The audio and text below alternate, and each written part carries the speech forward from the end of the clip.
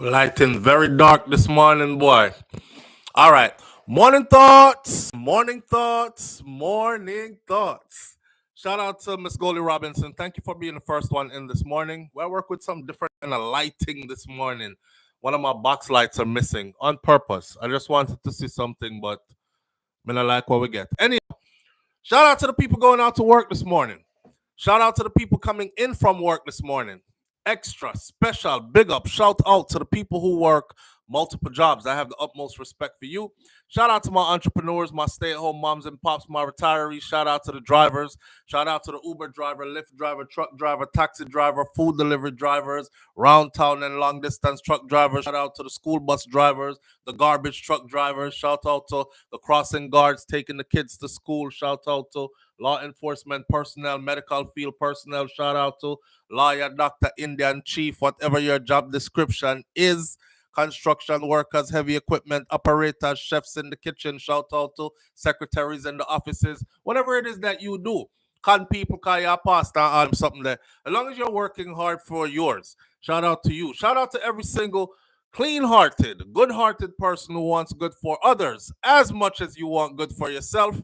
It's a beautiful Monday morning, and here we are, dead stop on 8 a.m. One solid hour of live this morning. All right, how we doing this morning? I hope everybody is doing well. I'm feeling pretty good myself. I should have get a haircut over the weekend and shape up. But me telling you already, sometimes I like look scruffy for a couple of days, and then we clean up and look different. You can't look the same all the time, you know? All right, that's it then. So hope everybody is doing well. Hope nobody experienced any type of tragedies this weekend or anything like that. Donald Trump head sick. Big up. All right, so the chat room is open, and I see the names in here that are not in green. That mean the rest of our family members have joined us. Big up on yourself. Thank you for being here. We keep it respectful and clean, and then we, just enjoy the moment. Um, we have a couple of stories this morning to talk about. I really want to talk about the reggae girl Plum.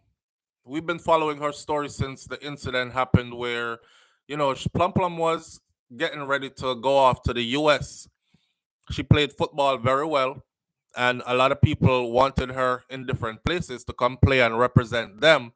And when time your childhood dreams are materializing as an adult and you're happy in a life, and her life was cut short by a person who stabbed her to death in Jamaica. Well, the sentencing for that person that was handed down was nothing short of disrespectful.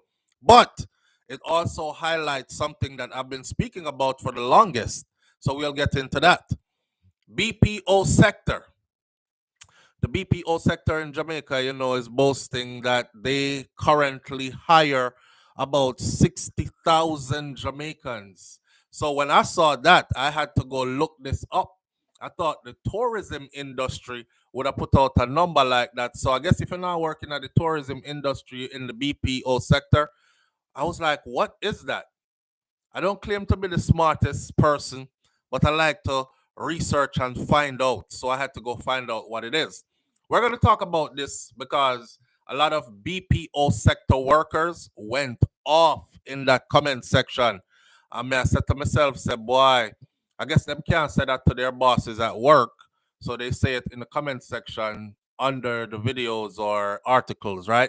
Shout out, when we say shout out to the people going out to work this morning, shout out to the people them working in the tourism sector in Jamaica and the BPO sector. Apparently, the BPO sector is the workers are abused and highly overworked and grossly underpaid and all these things. So we're gonna talk about that in a minute. Donald Trump. Donald Trump was trumping over the weekend. He made a speech, and in this speech, somewhere came out. If I'm not elected, it's gonna be a bloodbath for the country. But that's a whole nother. I was like, what? What? What did he just say? What did Donald Trump just say? If he is not reelected, there's gonna be a bloodbath for the country. But that's a whole nother story. Uh let's talk about black people saying, I don't give a damn what they say. I don't give a damn what Trump say. That's what I'm voting for, regardless. I said, damn. Because I'm reading the comment section and I'm the type of person to go look at the profile of the individuals who are commenting, right? A lot of people comment on a private account with some crazy emoji as their face, but a lot of people comment from accounts that are definitely attached to them. You can go there and see them family members, where them eat yesterday for dinner, what them doing today, where they work, what field, etc., etc. So I'm going to look up the people them, and I'm surprised to see who's actually supporting this. We're going to talk about that. Accused wife killer Collymore, Omar Collymore. There's more to that court case that is ongoing right now as they seek justice for his wife and the taxi driver that was killed alongside with her. And those are the topics for this morning. We can start out with the Donald Trump something, right? Uh, I wonder if you know the first thing. Let me play this for you first, so you get this. Cause somebody will tell me about I'm taking it out of context. I don't care what. On every single car that comes across the line, and you're not going to be able to sell those cars. If I get elected, now if I don't get elected, it's going to be a bloodbath for the whole. Be the least of it. It's going to be a bloodbath for the country. That'll be the least of it. But they're not going to sell those cars.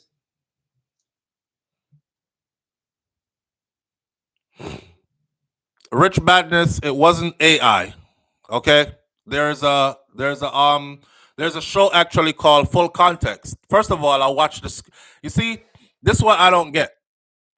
I don't like doing this politics stuff because that is one of the stuff that I would say grandma say don't discuss with people.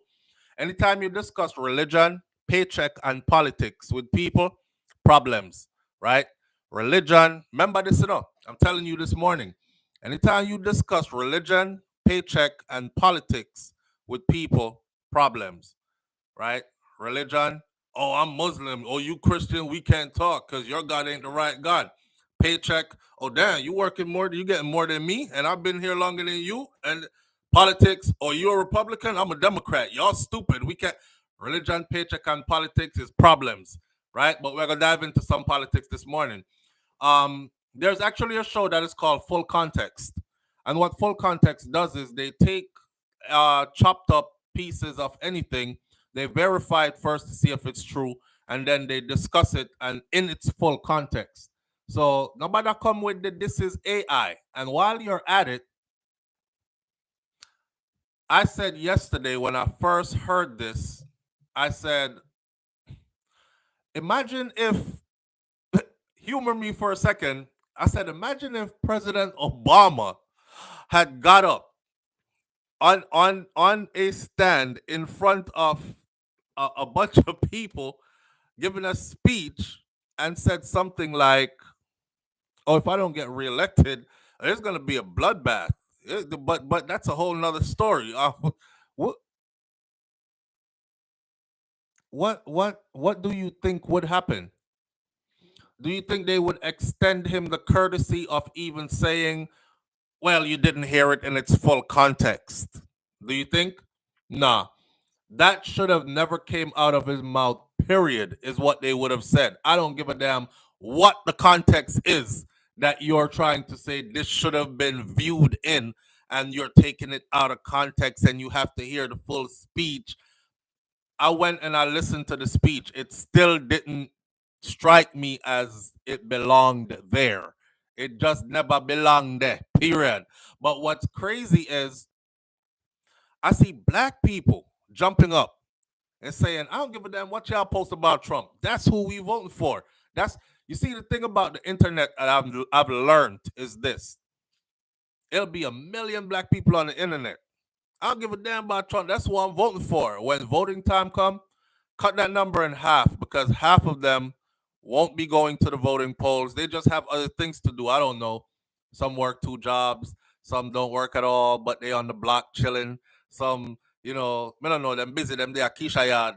Them they're over here and there and everywhere and nowhere. They're just more preoccupied with other things other than voting. So I'm not really threatened by that.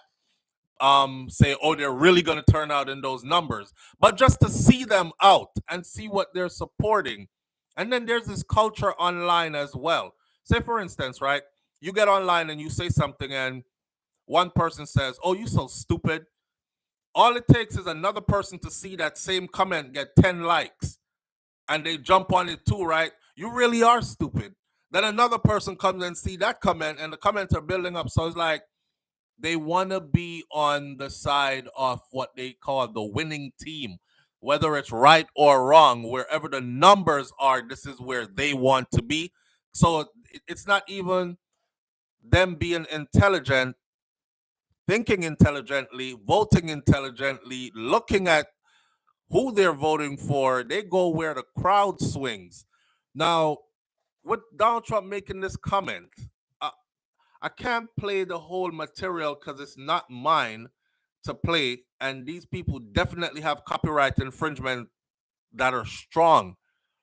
But I wonder if, because everybody that answered me yesterday was black, all of them was black, and I went and I looked at their profiles. Stop blowing things out of proportion.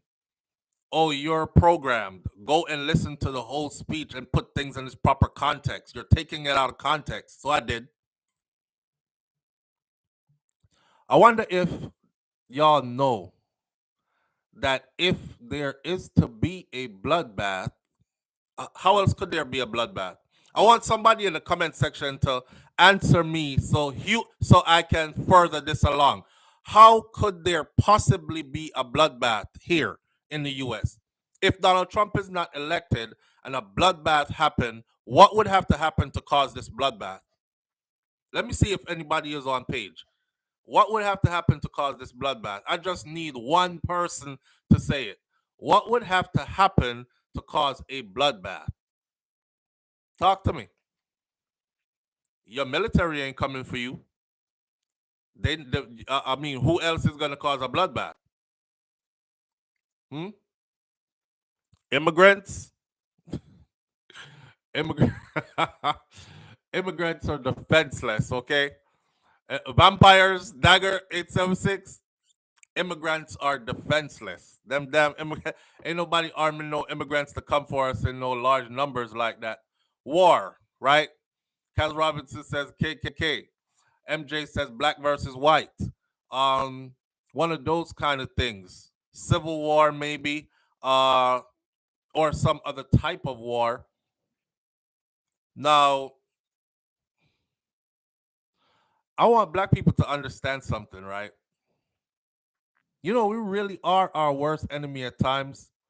And the older I get is the more I realize now how much we contribute to our own downfall, our own demise, our own whatever is going on with us that's not conducive to our upliftment, how much we contribute towards that.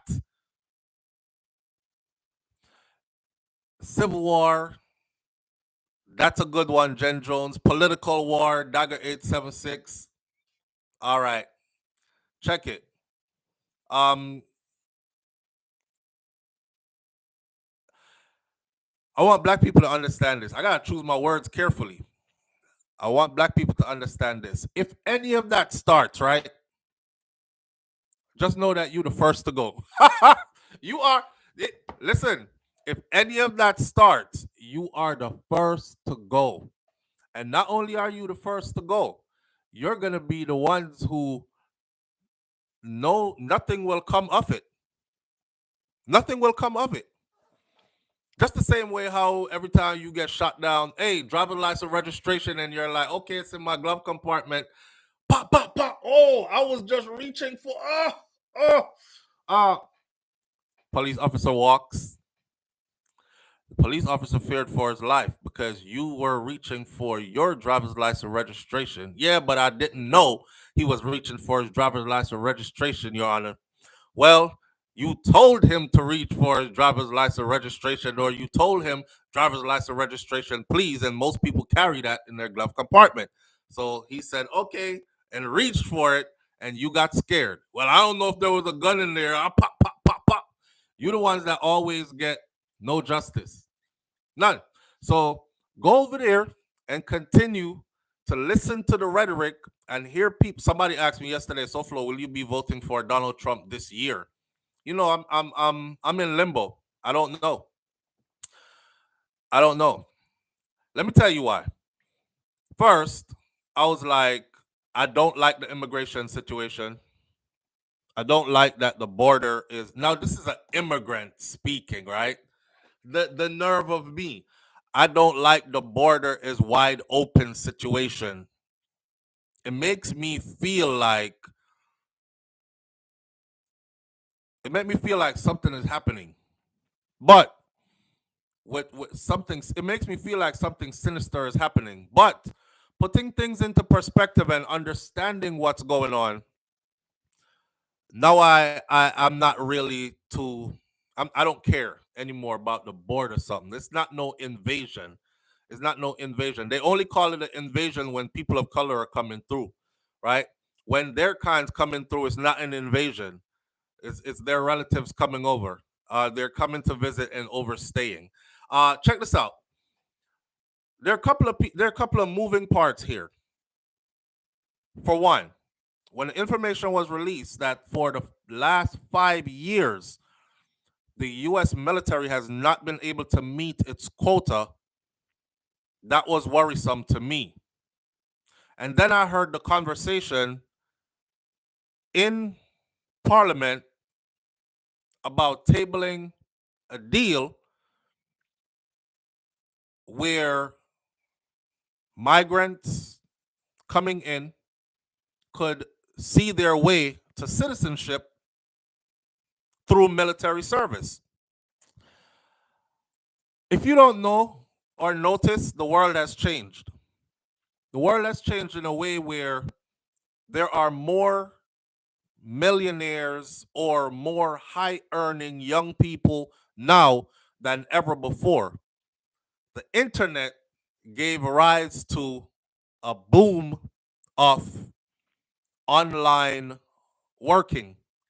So 10 years ago, 15 years ago, young people were coming out of school like, okay, so how am I going to pay for college?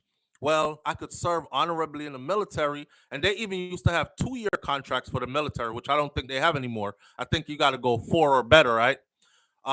So people would choose the military, and plus it looked like, you in uniform and all this other stuff. Your family is proud. My son is a soldier. Mommy puts the sticker on the back of her car, drives around town. You know, um, People used to look forward to that. Our young people aren't looking forward to that anymore. That is why the U.S. military, and then here we have the discussion about shutting down TikTok, right? And people are saying, yes, because China is using TikTok to spy on us, gathering our information, our biometrics, all this other stuff through it, whatever. Could it be also that a lot of people are, it's an avenue that is not controlled by the US, that a lot of people in the US are making good money off of it, to the point where they don't feel like they got to get up and go fill out a job application anymore. They don't feel like they have to go join the military anymore.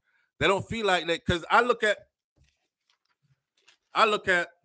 my brother's salary, and he is in the military. He's been in the military for 3 years, right? I look at his salary, and then I look at my salary, and I realize that what he makes in the military in a year, I make that in 2 months online.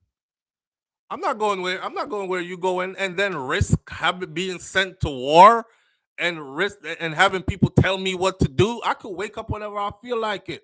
I was vlogging on the beach yesterday. That one video made me $5,000. I'm not going where you go. So you see, this is how the dynamics has changed.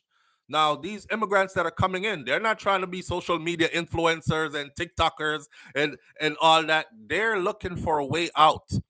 And if the US government says to them, hey, jump in the military, serve 4 years, 8 years, whatever, at the end of that or somewhere in that, you are bound to, when you have your citizenship, straight to citizenship. Forget green card and wait for how many years before you can apply for citizenship. Jump in the military, straight to citizenship. They're gonna do that. It's people experiencing hell in their own country, and they think there's less hell in the U.S., so they're coming here. Another thing with the people that are coming in, I feel like America needs them. America needs them. Me and you, we like to go to the grocery store, right? And when we go to the grocery store, you want to see the pretty apples and oranges and the pretty tomatoes and the cucumbers and the carrots and the cabbages, all your produce and your collard greens and your whatever the hell you want to see in the grocery store. You want to see all that. Somebody got to pick that. Somebody has to pick all of that from some field somewhere, clean it up, make it look nice for your grocery store presentation. Ain't no American people doing that job. There's not one damn American that's waking up saying, "Hey, send me out to the fields. I want to be picking collard greens all day, boss, for $4.75 an hour." That's not happening. That's not happening.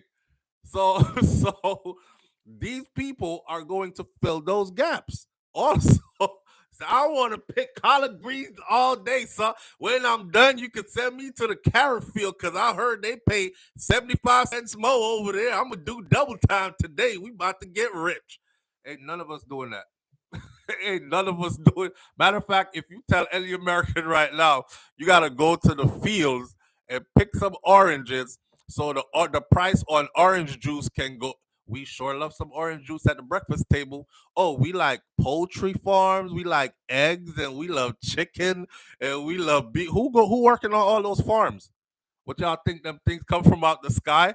A chicken just landing, say, pick and pluck me, I'm ready. Nah, somebody got to raise those, clean up doodle out of the chicken house. Somebody got to slaughter them, clean them up, fix them, get them ready for the pretty chicken that you see in the grocery store. It ain't happening. Right now, if they tell any American that, he'll be like, yeah, okay. How much are they paying? $100 an hour? No, I'm saying I gotta be outside in the sun. It's Florida. It's 95 degrees outside. You must be paying $100 an hour for $100 an hour, 8 hours a day, $800 a day. That's what. Then we would have to pay $25 for a gallon of orange juice. You see what I'm saying? But they pay the low pay to the people coming in on those farms is what enables you to get your gallon of orange juice for $3.45. That's how it works. So I am no longer worried after putting. Come really lay down and think about this. I am no longer worried after putting things into perspective because the work is there to be done, and somebody has to do it. As far as the military goes, I serve my time. But I can tell you that inside of the military, there's a lot of immigrants in there already, anyways. So it's nothing. They'll be in there. But when it comes to war and when it comes to protecting your way of life that you have gotten used to in this land of opportunity, the way how we get down is we take war to people. We don't let people take war to us. That means we need people to continue to be able to take war to people before war comes to us.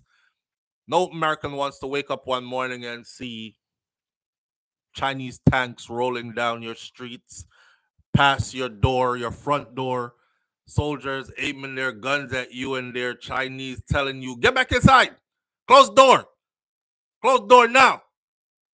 We do that over there. Stop, open the trunk, open the trunk.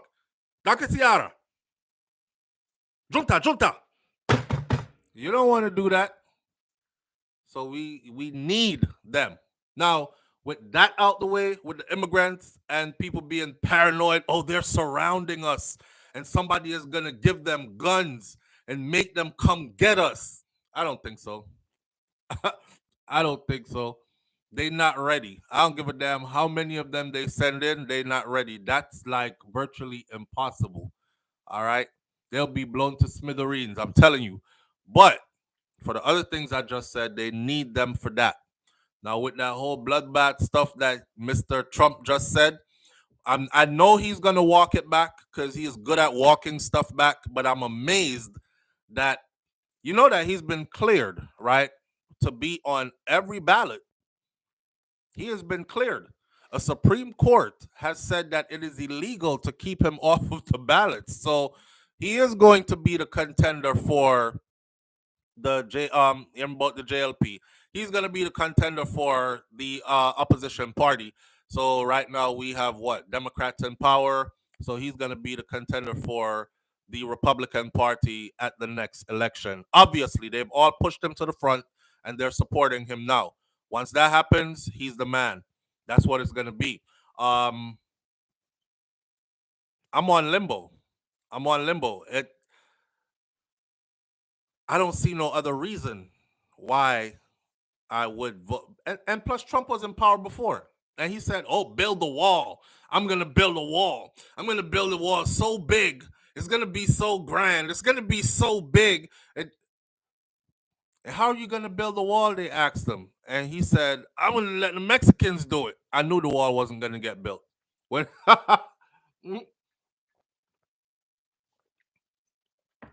uh, King David, you seem to be the one having a problem this morning, fam. Um, YouTube really acting up this morning. Second time the live starting over. The live always start over for people who are getting the commercials and then you going back to the beginning. You just have to slide to where you left off at. Putin gave himself a win. Yep. And he'll be in power for as long as he wants to be too. Trying to build wall. They honestly, they're hypocritical. Because listen. All these mega places, right? Even like mega restaurant chains, mega farms that produce all these grocery stores, all that. These people know damn well that they have illegal immigrants on those farms. They know because ain't nobody else working for. Remember, the name of the game is big corporations. MJ, yes, the name of the game is profits. How can I scale my business up and keep profits rising while cutting overhead costs and keeping those low? That's the game. It's a numbers game. I don't give a damn about your politics or anything else that you have coming into this. That's the name of the game. Anybody that gets into business, if you want to win, whatever your business is, just try to figure out how to keep your overhead costs low and how to keep your profit margin expanding, profits rising, and you'll be all right. You will win. And that's what they do. So now when you factor in immigration into it, it's like, hey, cheap labor. Um, I make enough for you to pay me to tell me when they're coming to raid my farm so I can get rid of these people before they get here. So the SouFLo farm is never busted. And we continue to supply you with all the produce. We do watermelons. We do coconuts. Yep, we got those. We got a whole section of coconut. There are 50,000 coconut trees over there. Yep, we got a couple acres of collard greens over there. A couple acres of cabbage over there. Oh, tobacco. We got lots of tobacco. We got acres and acres of that over there. We have we make a lot of money over here. Just pay you a little something to tip us off so we could get them running and hiding so when they come, they won't find anybody illegal on my farm. That's it. But that's how the game works. Okay? That's how the game works. So people got to be realistic. I don't see no other reason to vote for Trump, honestly. And I'm not encouraging anybody to vote for anybody. I tell people all the time, you vote for who sits best with you. We all have different interests. You know what I mean? Vote for who sits best with you. I tell you what, the more money I make, the more I'm trying to figure out how to pay less taxes. So I might be able to learn from Donald Trump how to circumvent, navigate the tax world so I could keep most of my earnings. Because everybody knows the more you make is the more taxes you pay. But I'm not making uber millions. So I haven't hit that bracket yet where I can figure out how to not pay taxes on my uber millions. But I'm trying to figure out how to get that. Other than that, I don't feel too safe. Listen, look at who supports Trump, man. That's all I'm saying. Look at who support. I can't.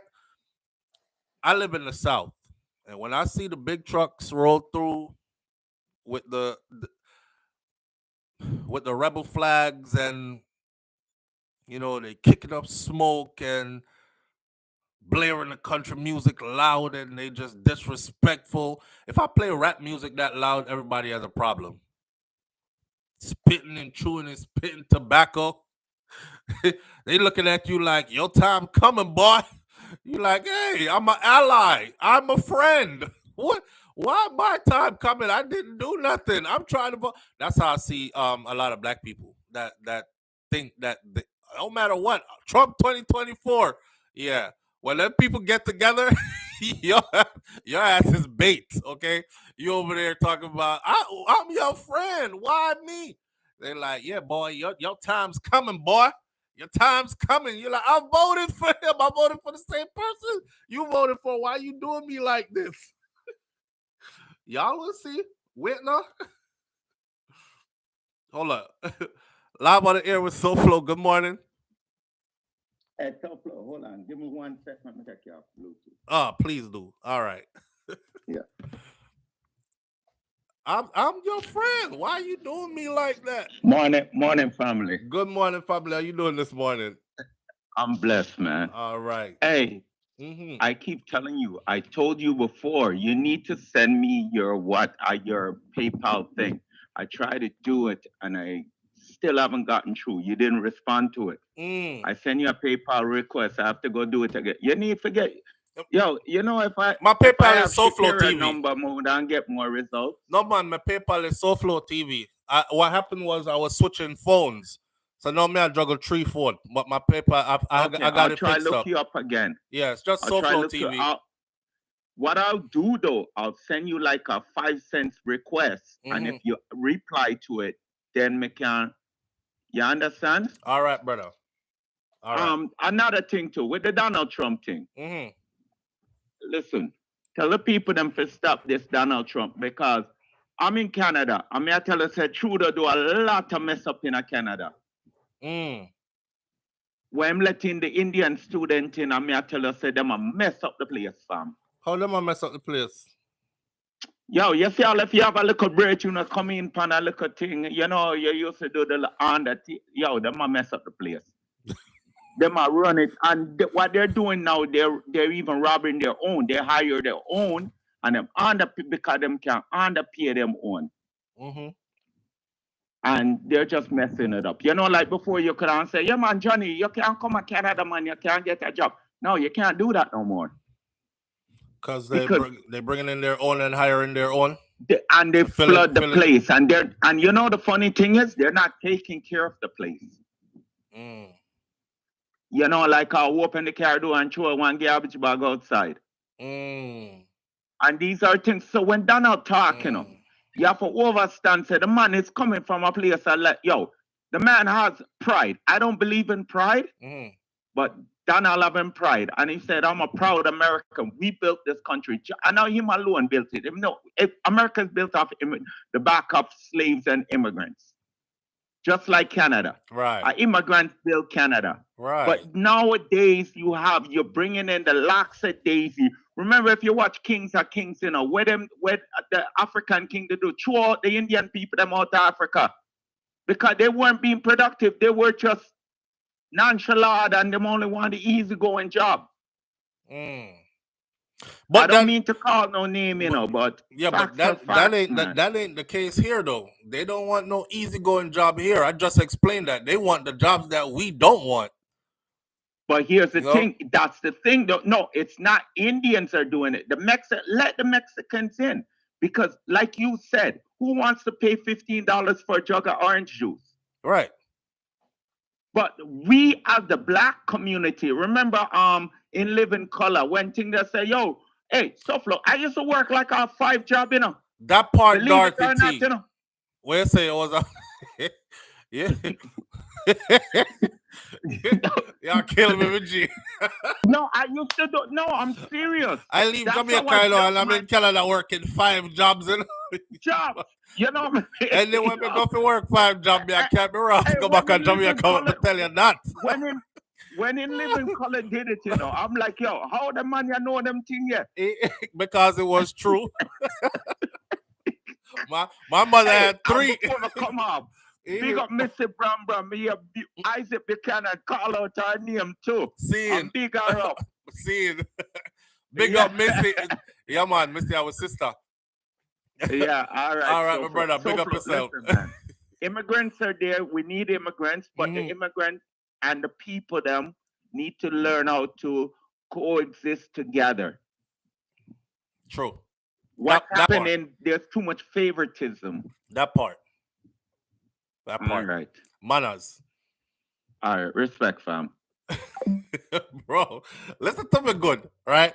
Maybe me reach. I don't know. I never said rich because I'm not. Maybe me reach. Me rich in blessings. But maybe me reach a part in life where either me too old to do them something there, or I don't know, I don't have to. But anyhow, me have to work 5 jobs are foreign. I'm telling you, I'll be in Jamaica for sure. Cause my people them have land. Yeah, I mean, not have to pay nobody nothing, and I could go back to Jamaica right now and live really, really good, right? So why me would I work 5 jobs for?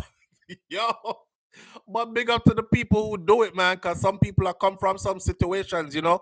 And like I don't forget, I used to work 2 jobs, 2 full-time jobs too, and boy, talk about feeling terrorized, you know. But say you had to do it because you had to make better for yourself.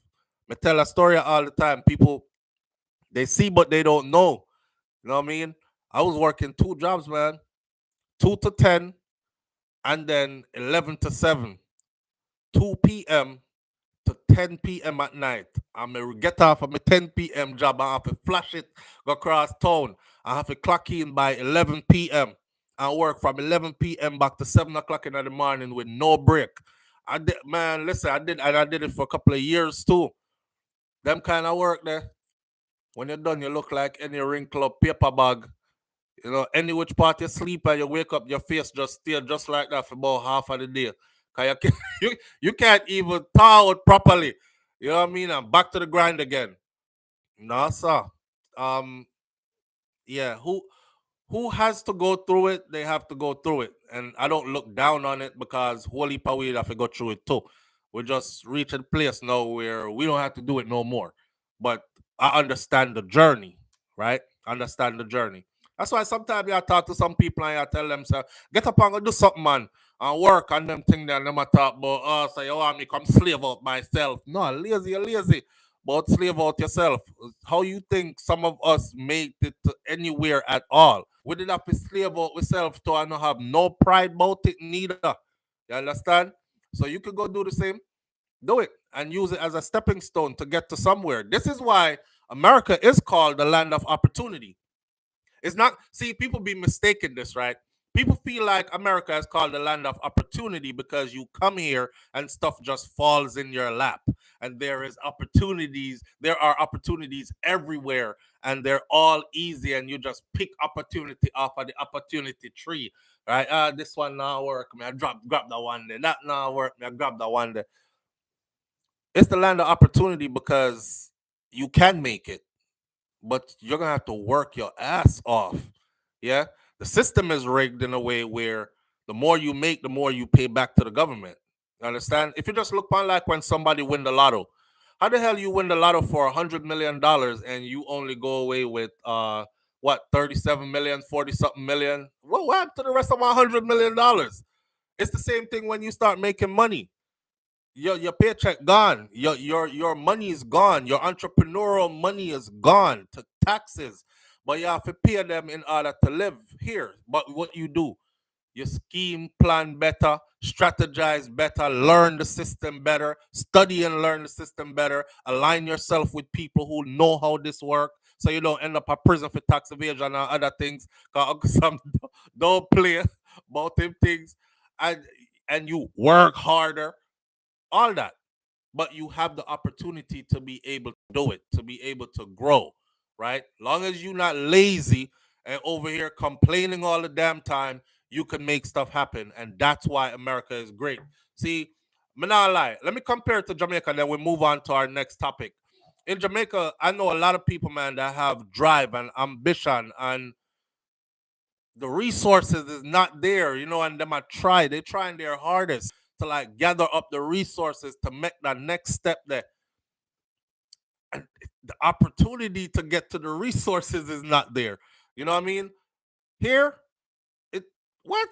You get into it. Whatever it is that you want to do here, you can get to it. You just focus on it, work towards it, and bets believe you're gonna have it. So that's why you see people rushing to America, in a business where nobody wants it. This is it, and it's here. That part. Whoever you want to vote for when the election comes, that's your business.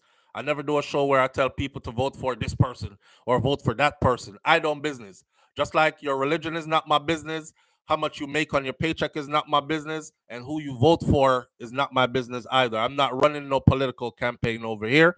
We're just having a discussion about what was said and how that looked. And y'all better wisen up and realize that if the caca hits the fan, you are always the first one to go. Like them old movies we used to watch back in the 90s, early 90s. And you notice that always the black actor went first. They'll have one of us in the movie. And every time we used to see the one black person, I used to be like, look, I bet you are him first. I got dead. And what always happened? The black actor was always taken out first. Oh, the junker fly and picture and pick up him first. Him gone. See, the rest of the movie is just them having fun. So remember, said that is still in play. That part. Now, let's talk about the BPO sector in Jamaica, because I realize that it's not a pretty place, apparently. This is what came out. More than 60,000 Jamaicans are employed in the BPO sector, says Auburn Hill. Minister of Industry, Investment and Commerce, Senator Auburn Hill, says some 62,000 Jamaicans are employed in the country's business process outsourcing sector. That's what BPO is, business process outsourcing. Hill estimates that approximately $1 billion US with a B is being generated from the sector. I'm guessing this is annually. Now, before the COVID pandemic, we had 43,000 of them, Jamaicans, employed in the BPO sector. Today, we have 62,000. So he's bragging about how the industry is growing and how they're making so much money, right? He says right now we're probably making over $1 billion US a year from this sector. Hill was addressing the Jamaica Business Reform Forum on Wednesday at the AC Marriott Hotel in Kingston, and he said that the revenue surge, the upsurge in the money, a jump up in the bank, the revenue surge from the sector stems from an enhanced productivity within the workforce there. It enhanced productivity within the workforce there. I'm a stickler for words. Enhanced productivity with it. Kind of after watching the comments, seeing the comments from the people who are working in there, I have this picture in my mind. You don't see how, you remember them watch there? You don't see how the watch pieces work behind the scenes to make the hand them move. All you see is the hand moving, right? So you just think, oh, 12 o'clock, 12:15, 1 o'clock, 1:30, whatever. You just look by your watch and see time. But it's working at the back. It's working at the back. Kind of remind me of in the back room. It's like, harder, boy. Come on. Faster. Come on. Let's go. Let's go. Let's go. Let's go. I swear to God, I used to work at Walmart, and that's exactly how it was at Walmart back then when I worked there. It was like, come on, let's go, let's go, let's go, let's go, let's go. I'm like, what the? Hey, come here, come here, come here, come here. Who are you talking to? I said, I'm serving a customer. I have on this big old jacket that says, ask me. And you turn your back to the people them with the ask me on it.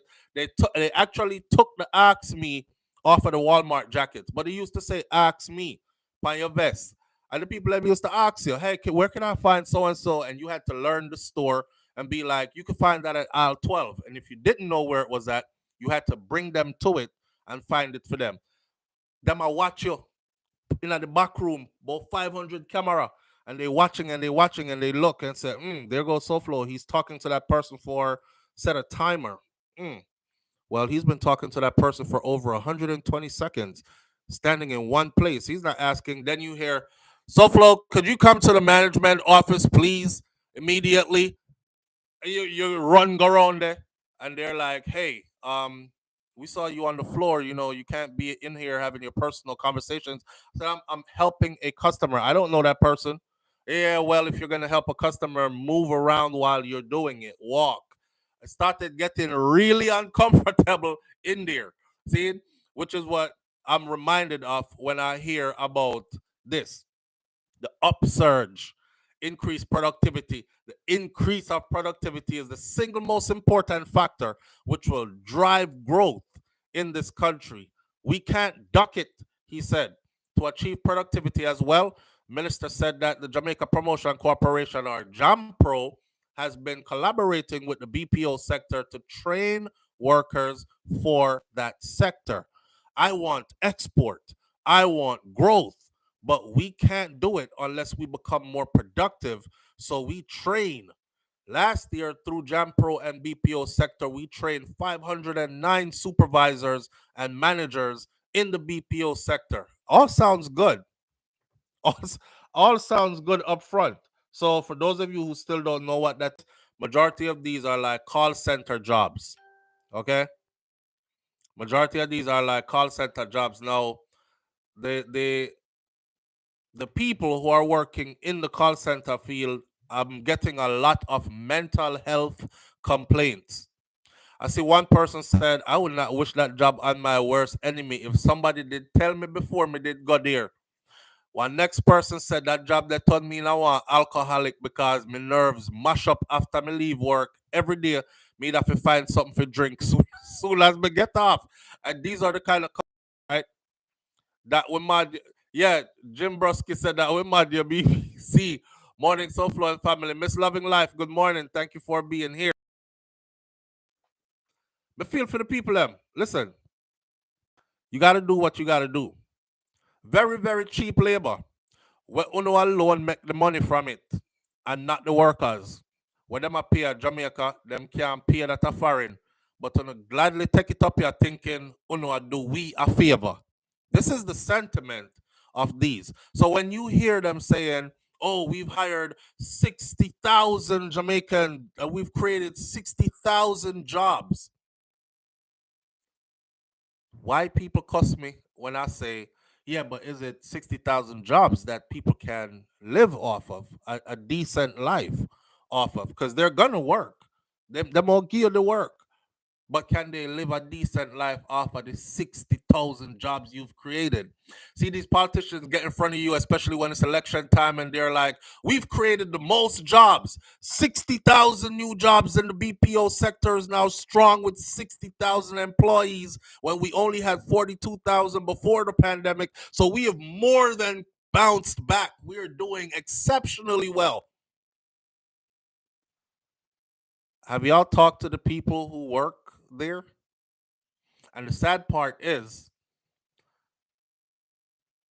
somebody is waiting to take that spot because opportunities are so limited. So when one man complain about it and say, boy, I'm not deal with this, I'm gone, another one jumps in. It's kind of like when they used to say, well, if you don't like it, there's the door. Bye. You'll be easily replaced. They don't care about your feelings. Them not care, say it mad you out. Mr. Red Nation say call center look good. For who never worked there before. Call center turn enough people in drinkers and smokers. Use the billion to invest in something else. Since money I make, then the BPO alone might crash eventually. Enough accounts me know I leave Jamaica. So try to be more proactive. Right. Well, as long as Jamaica, as long as those at the top are willing to take the contracts for cheap labor, there will be people who are willing. I'm going to make a little money for the day. Better than none, do nothing. You know, so these businesses will always remain. Doesn't mean that they'll always be, or doesn't mean that they'll be good for the people them, but they'll definitely be good for the people who are at the top piece of it, right? Next person said headline should be more like 60,000 jobs Jamaicans have to settle for these BPO jobs. And the next, I mean, I read the comment them to you. And the next person said, boy, them call center here, they work you like a horse. That's what they call productivity. Depending on the accounts you're working on, some people can make a little money. At the same time, you have to work overtime or try to achieve unrealistic targets. I work in the BPP sector, BPO sector for 5 years on different accounts. It was easily the worst 5 years of my working life.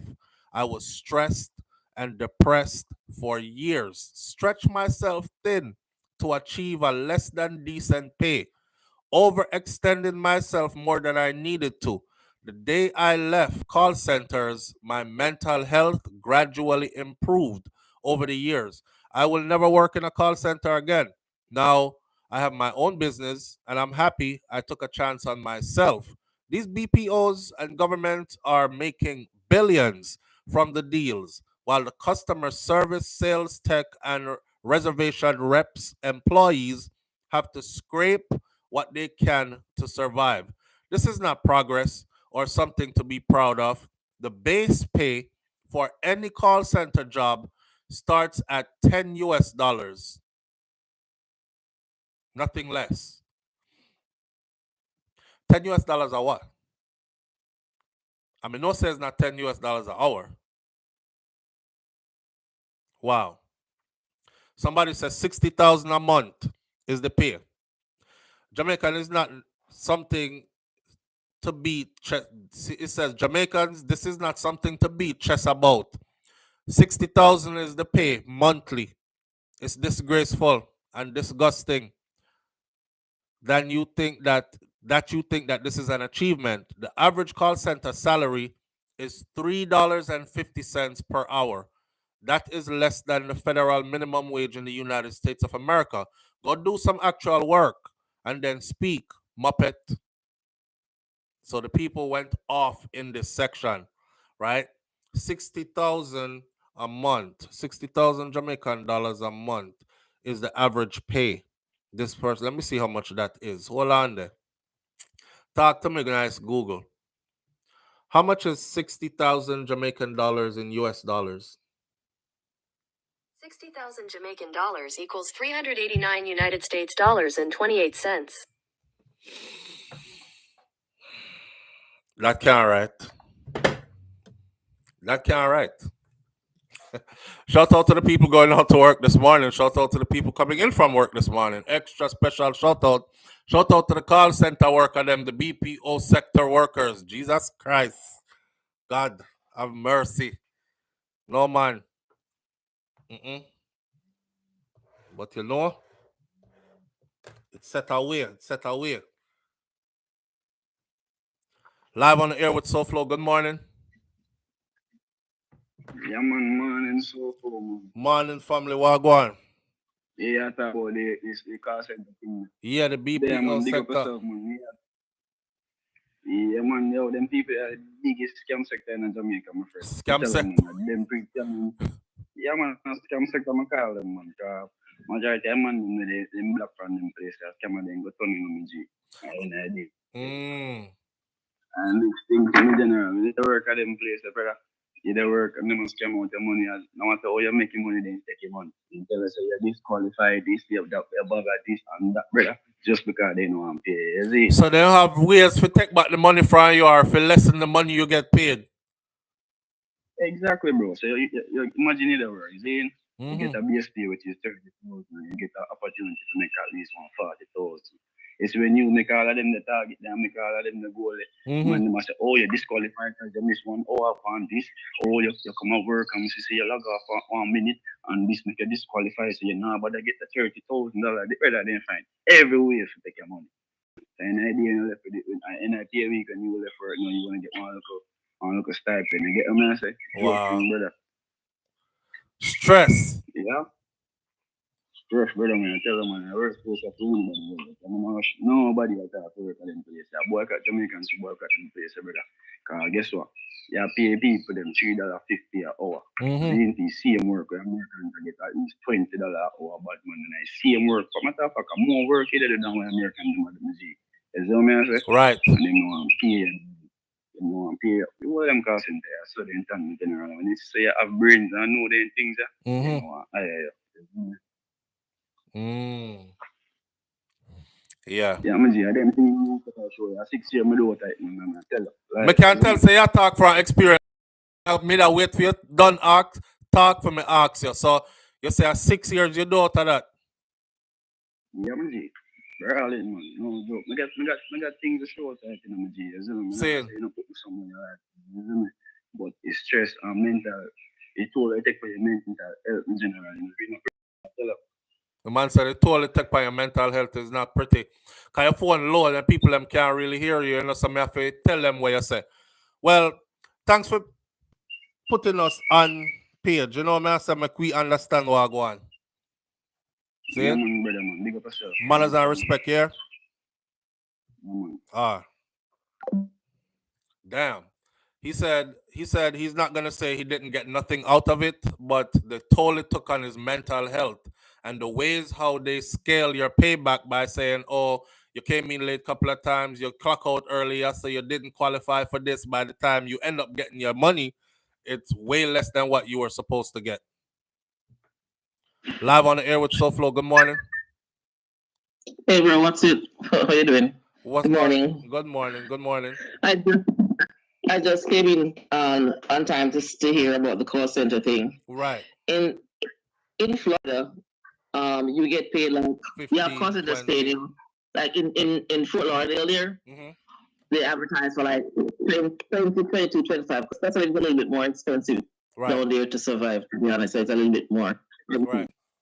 In like Tampa, where I'm at, it's like 15, 21, 18, 20. Right. You know, that's, you know, and then you go from there. Because like Spectrum is like 18 an hour to start. T-Mobile is about that too. You know what I'm saying? And those are the better call centers. Those are host centers. Right. But like the third party, like Concentrics, depending on the contract they have, like what they give to Jamaica. Now they're gonna pay like 15 to start, depending on the contract.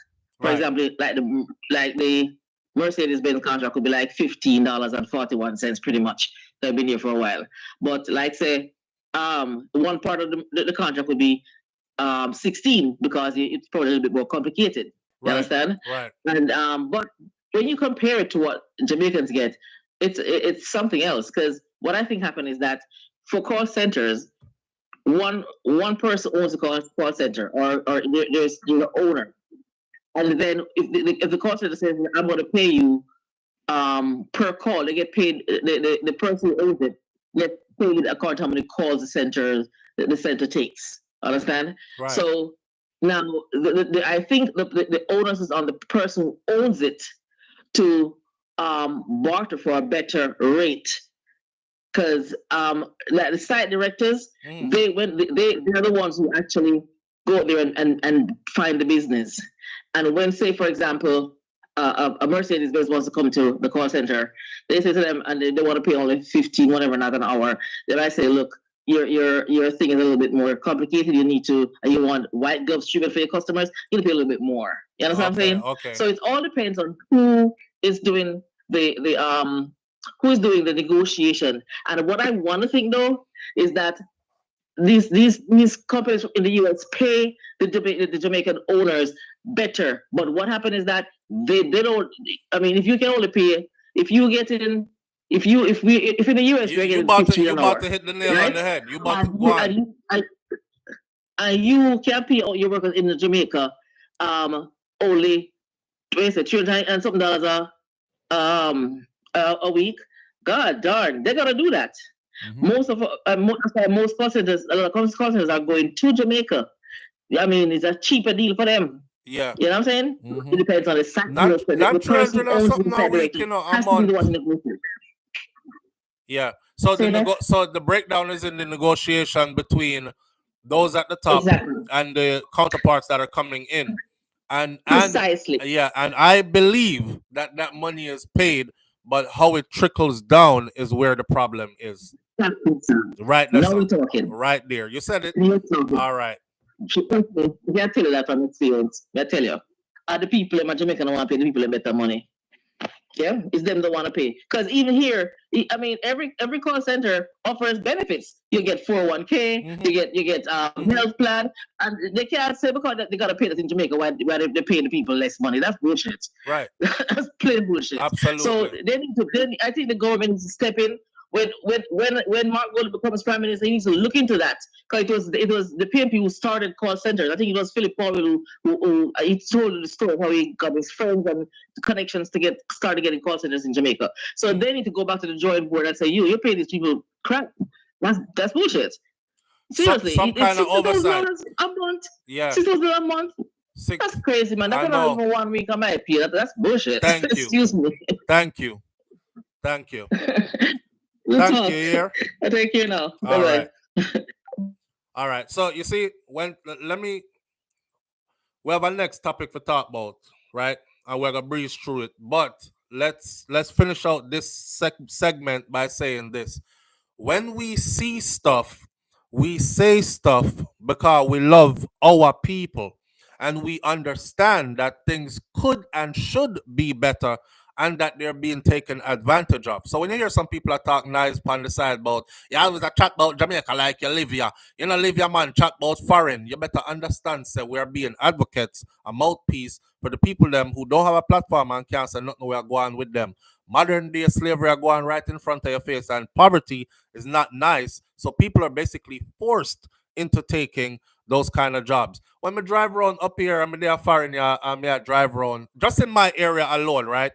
The other day, I saw signs put out for people to work at KFC, McDonald's, Burger King. I like everywhere I turned, there was a sign. So I said to myself, or whoever was in the car with me, I don't remember if I did me wifey in that car, but I said, damn, who don't want to work? Who don't have job now? Who don't want to work? Because there are signs everywhere that they're hiring in all positions, and it tell you the price outside, you know, on the sign, it tell you the price, the amount of pay you're gonna get.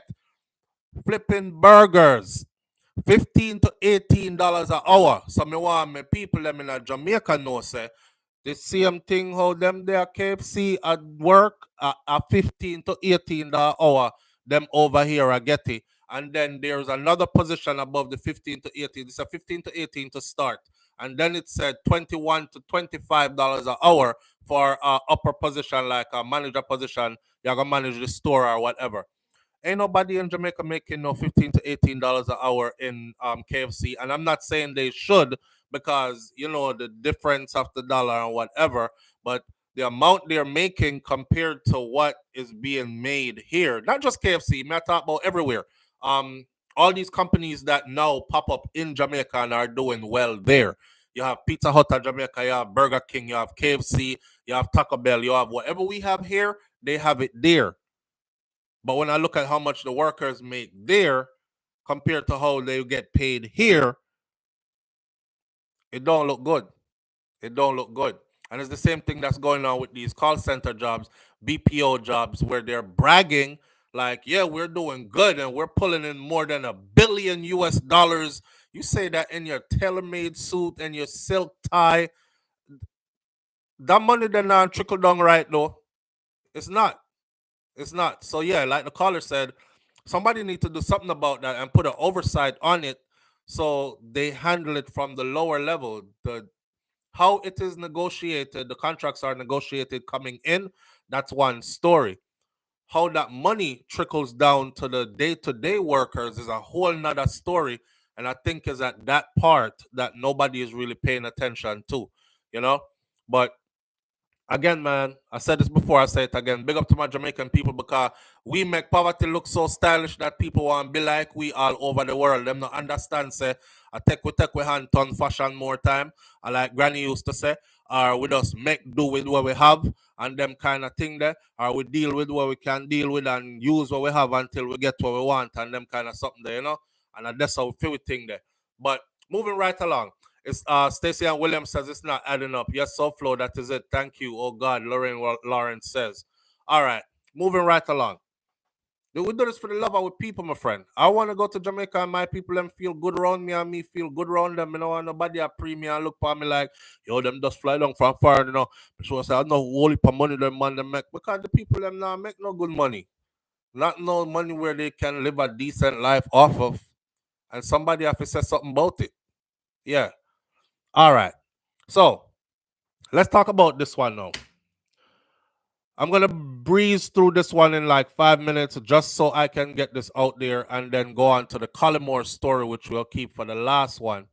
This story pains my heart. This story is about the young lady, Plum, who was so aspiring and could have been so much. Anyway, the 6 years and 6 months of hard labor sentence delivered on Friday to 24-year-old quality analyst Russell Foster, who was in January found guilty of the lesser charge of manslaughter for the 2019 stabbing death of national senior women's footballer Tarania Plum Clark. It hit differently for the Reggae Girls' grieving relatives who missed the handing down of the ruling despite being present on the court premises. Clark's family is describing the sentence as unfair and said that in no way does this compensate for the grief that they have lived with since her killing. The crazy thing is, she was going to be the one to level up her whole family. She was. My sister not a troublemaker. My sister a peacemaker. And we are living in grief. This year I'm gonna make 5 years now. My sister passed, and we are living in grief. This is not justice, a sibling for Clark said. When Justice Leighton Pusey handed down the punishment in the Home Circuit Division of the Supreme Court in downtown Kingston. Now, the family members who had been present for every moment of the 8-day trial said that their headache was magnified by the fact that they missed the actual sentencing. It's unfair. It's unfair bad. She get a unfair death and an unfair trial. We were here from before 10 a.m. They said the sentencing will be at 2 p.m. So we went to have lunch, and when we returned at 1 p.m., we hear said them pass the sentence down already. One disappointing sibling said. That's messed up. Clark's mother, Charmaine Riley Clark, a woman of few words, described the situation as a letdown. She said, "This is not fair, and that is not right. And I feel disrespected. It's really unfair to see that she stabbed my daughter 2 times and then bring it down to manslaughter. And at the end of the day, now, when we come, they mislead us and tell we it's 2 p.m. And after we come back, them turn off the lights them in at the courthouse," she said, referring to the fact that while her family waited outside the facility, the sentence was handed down. The courtroom vacated and the lights turned off. That's disrespectful and that's unfair. At the end of the day, it makes it look like no family member or relative turned up for the deceased.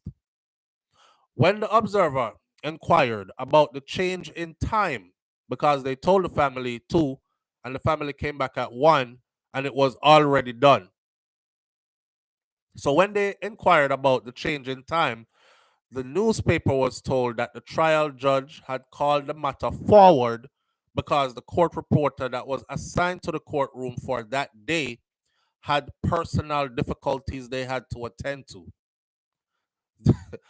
The Observer further learned that the family members were not notified of the change because the prosecutor that was manning the matter, slated for that courtroom on Friday, was not the prosecutor who led the evidence in the trial and who was familiar with the relatives. The Observer was told that the office, shout out to the Jamaica Observer, was told that the office of the Director of Public Prosecution would just reach out to the aggrieved family members to explain to them what had happened. Clark was a rising football star in the sports arena. She was stabbed to death during a reported dispute over a cell phone when with Foster about 8:50 p.m. on October 31st. I hate that they even word it like that because I follow this case here and me know the details of the case. So how the details of the case went, me not like how this are going. She wasn't in no dispute with nobody. This, if you listen to this, it make it seem like she took with the girl phone and them a fight to get back a phone. And that wasn't the case. The case was this: brawling or raw, right? They were in a lesbian relationship. This is Jamaica. So because people are gonna say you're lean. So you're lean, we don't want to hear nothing too much about your problems. Seeing your girl stab you up a phone of business that. Anyways, at the time when Clark got stabbed, she was getting ready to leave to go to the US because they wanted her to come play football here. She had already signed off and was ready to go, right? But she had cut ties or was trying to get away from the individual who she was with, right? Yes, it was a lesbian relationship. The girl showed up where she was at and she was surprised. And she was like, "What me? You know, hear me? I call you. You want me? I ignore me, call them. You know, answer me, text them." And she was like, "My phone now act right. Everybody who I call me and text me, I have a problem, right?" And she said, "Give me the phone." And she wouldn't let her get the phone. She was trying to erase something off the phone when she catch her on the phone, right? So she was trying to erase what she did have on the phone, and she had fight her for the phone. But it's her phone. But it came down in court that she, the other girl, the one with Stabar, was the actual person that bought her that phone and gave it to her. So relationship done now. Yeah, I use the phone when me buy to talk to people, but you know I use it talk to me. Give me my phone. So now on my phone again, right? And then she fighting her. She didn't want to give her the phone, so she pulled out a knife and she stabbed her once. And the eyewitness that was there said, when she stabbed her, they said, "What did she say when she stabbed her?" She said, "You stabbed me." And she said, "Yeah, and me do it again." And stab her again. And she fainted. She walked a little bit and faint, drop out. Right? I guess she hit an organ, and it was a fatal blow. And then the same girl now started running around trying to get help and claimed in court that she run to some police who was close by, but them ignore her. I don't know if she said them ignore her because is a lesbian and a lesbian affairs and all that other stuff that was going on. That's malicious murder to me. And 6 years is a big slap in the face of the parents, family, friends, survivors of her. Seeing 6 years. She's 24. She'll be out by the time she's 30 years old to live a full long life after committing a blatant murder over a phone. Now, I use these, and again, I draw up a Vibes Cartel case to ask you how we reach 35 before eligible for parole, because this is Jamaica's way of sentencing. Nobody don't get no long time in Jamaica for murder, my friend, unless them really want to sink you under the ground for whatever other reason they might have against you, right? So when they pretend that it's about justice and it's about finding, it's not. It's not. But yeah, to Plum family, man, I'm sorry. But uno know say I saw Jamaica turn already. And that's it. Another family gets the brunt right there. May I tell you something though, you see, this is the reason why also certain things can't done in Jamaica, because is no way that you're going to give the person who killed my sister or my brother no 6 years and them do 6 years. And here's the thing, she not have to do 6 years because nothing says you must do 6 years. She can actually be out on good behavior in half of that time. So she can probably be out to see her 26th birthday, 27th birthday already, and she had 24. 3 years, 4 years, she come out. 3 years, 4 years is what your brother or your sister life is worth? All right. You know where the rest of that would have go already. I don't even have to spell it out. See the Angel D? That can't stop. And that's the reason why we have a climate of that in Jamaica. Yeah. I think they know what they're doing, man. I honestly think they know exactly what they're doing. Them love it, you know. It's like feed the sharks, make them do it, draw them out. If real justice was being served, trust me, if we murder rate in Jamaica would be way lower. But real justice is not being served at the court levels. So people handle them business in the streets. And that's just that. She will be coming home to meet Karma at the gate. The Channel F says, I just don't understand some of these judges. Me not understand neither. I don't. Now, the last one for the morning, because you know, me I cut into wife with gym time and she have to go to the gym and these things. Summer is almost up on us. It's spring, it's warm outside. I feel get your body together so you can live your best life and thing. I don't want to be standing in the way of that. Collymore. If you've been following me, you know the Collymore story. I bring them to you. What's transpiring in court? This headline says accused wife killer Omar Collymore actually urged Chris in a text message, said, do it and done. Just do it and done. Barbados-born businessman Omar Collymore had been communicating nonstop with a man in the days heading. Remember me telling you, the last time we spoke about this was Friday. And I told you on Friday that the U.S. authorities are very much invested in this case because of the situation, what happened with his ex-girlfriend before he met this Simone Collymore and married her and moved to Jamaica. She had a life insurance policy that was taken out shortly before her death as well. It was $1 million US. Omar Collymore ended up, because the insurance company said, nah, we're disputing this. We're fighting this because something is not right. Anyways, they fought it. They took it to court. The insurance company decided to pay out differently than what was. So somebody else got the brunt of it, which is $600K. Omar Collymore slid off to Jamaica with $400,000 US from that life insurance policy. The police of the law enforcement in the US says this situation with Simone is identical to what happened in his last relationship with the lady in the US that was killed pretty much in the same manner. So here we are in court in Jamaica now. Barbados-born businessman Omar Collymore had been communicating nonstop with a man in the days leading up to his wife's murder. And in one of the text messages that were sent 2 days before her death, he was urging the person to hurry up, man. Hurry up. Yo, just do it and done. Do it this morning. These are the text messages. Do it and done. Do it this morning. The court also heard that on that day in question, December 31st of 2017, 62 calls were made between those two men in particular. The one who is telling to hurry up and do it and just do it this morning. 62 calls were made. On that day alone. When me I call a man 62 times fine in one day.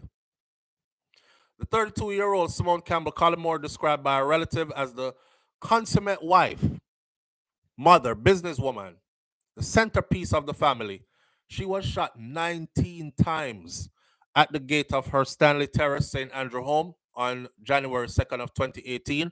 Friday, I read to you her voice notes transcripted into text that was played out in court, where she was begging Omar to come home. She was begging him. She was saying, I need you. I want my man, Omar. I want my husband. I want my family. I'm hurting. The kids are hurting. You're hurting. That type of stuff. But in the text, back and forth, it's like he wouldn't admit to anything that he did wrong. He just kept telling her that, you think it have nothing to do with a woman when it don't. It's you, basically. And you are the one who nagged me, and you are the one who make me do what me do, whatever. Kind of like remind me like a man would beat him woman and then say to her, say, you see what you make me do to you? You say you make me thump you and block up your eye. You say you make me broke your hand. You know, and then you have women out there that actually believe it. Like, yeah, I'm me do it. Me have to behave myself better. You know? Yeah. So the taxi driver Winston Corey Watson, may he rest in peace. His family is waiting for their justice too. He was transporting her at the time, taking her home, and when they peppered the car with gunshot, Winston got hit too. Collymore is accused of orchestrating his wife's death, for those of you who don't know, and tried alongside the hitmen who got caught. One of them died, killed by police in a separate incident. The rest of them are on trial and have been testifying. So it's not like it's him alone them get and they're making up stuff. The people them who are involved are speaking. The youth said him only did do it because the gang come get him and tell him say him have to do it because his brother owes a debt to the gang and he has to pay off that debt by doing this hit. Right. A former police officer who was attached to the Jamaica Constabulary Force Communications Forensic and Cybercrime Division as a data analyst yesterday shared the call recording information that were extracted from 2 cell phones attributed to the Collymores. The former assistant superintendent of police, who testified via a video link, revealed that 148 calls were made between Collymore and that man. They were saved in his phone only as Chris between December 17th and January 2nd. 148 calls, 60 of them on the day off or the day before. The former assistant superintendent said the witness shared that among the outgoing incoming calls, 15 of those calls were missed. The courts also heard that there were 15 calls between the number on December 30th to 2017 and then 62 calls on the following day. Turning to the text messages, which were exchanged between Collymore in messages sent to Chris on December 31st, starting at 9:21 a.m., they said, "Yo." A minute later, "Hurry up." In the following follow-up text, Collymore said, "Same silver, blue Benz," while adding another text that he was going to church in Duane Park, St. Andrew. Chris, in his message, told Collymore, "The thing I get to borrow yesterday, the man wanted to sort out himself."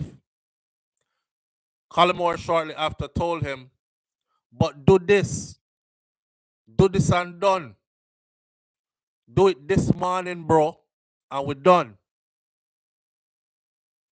Chris, in reply, told him, Collymore, he was on it, while Collymore insisted that he hurry up and he should inform him when he was there, and that was up to 9:25 a.m. On the same day, Collymore texted his wife at 11:47 a.m. telling her to wait for him to change if she did not leave the house as yet. Set her up, you know. Remember, so they're not living together at this point. She that beg him to come home. All him try to know is figure out which part our whereabouts is, right? What's her move? Stall her. Send them. She did not reply, and he sent her several other text messages indicating that he was trying to reach her. She later replied at 12:41 p.m., saying she was still in church and she was going to town. Collymore at 5:53 p.m. text her, "Hey babes, everything okay down there?" And she replied, "Okay." Anytime you text your woman no big text and she reply, "Okay," just know that she not too in you. The court also heard that 21 phone calls were placed on January 2nd between Collymore and Chris, and that the last call was an outgoing call, and that was placed at 4:10 p.m., 11 minutes after the shooting had occurred. So they have text messages leading all the way up to the shooting, after the shooting occurred, and all that. And it spells the story out for you. The court also heard about that 21 calls were made on January 2nd between Collymore and Chris, and that the last call and outgoing call was placed 4:10 p.m., 11 minutes after the shooting occurred.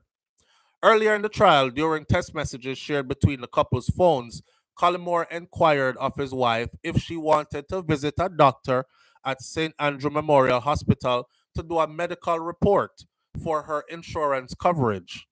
Make sure so the insurance up to date.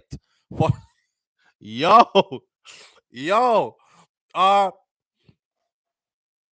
I mean, the picture that this is painting for me, cold.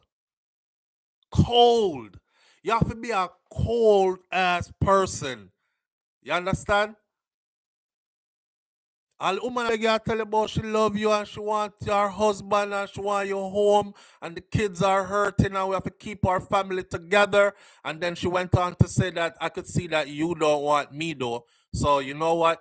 If this is what you want, then this is what it is. She basically said, I'm okay. I know I'll be okay because I'm a good person. I didn't do nothing wrong, but and I'm willing to forgive everything that you've done, the infidelities, everything. Woman, I beg. And the man did it. I make sure, and last minute, if you want to go visit a doctor at Andrews Memorial Hospital to do a medical report for your insurance coverage, make sure say everything up to date. Damn. That would have thrown me all the way off. We are trying to work hold on. We are trying to work our relationship. You act like you don't want me no more. Me over here try act like me want you more than you act like you want me. Me feel some type of way already. And now you talk about come go do check up to make sure it's a life insurance policy up to date and the coverage good. What you are trying to do? I mean, that's a big red flag waving in the wind that she probably missed. He also indicated that it was to be done so that the children could be added for as beneficiaries to her policy. Collymore, however, in a caution statement, had told the police that he did not know the value of his wife's insurance policy or who were the beneficiaries of her policy. Today, they're back in court today, and whatever is said, more phone records and details will be read today in court, and I will be standing by to bring them to you later. But you see what kind of picture that paint, right? And by the way, he was the beneficiary of her life insurance policy. He was. So, and that came out in court. Boy, I'm going to leave you with this message this morning as we go about our day on this beautiful Monday. Just be careful. Be careful of who they're around you. Be careful of who you keep around you. Be careful of your circle. Be careful of who you allow access to into your life, because it seems like it comes from an angle where you would never expect it to. You understand? Or do like me. Not trust mankind. Put your trust in the Most High God. And that's right there. All right. With that said, manners and respect to each and every one of you. Have a wonderful day. And we'll catch up again tomorrow morning right here on Morning Thoughts. God go with you. You go with God. I'm out. Peace.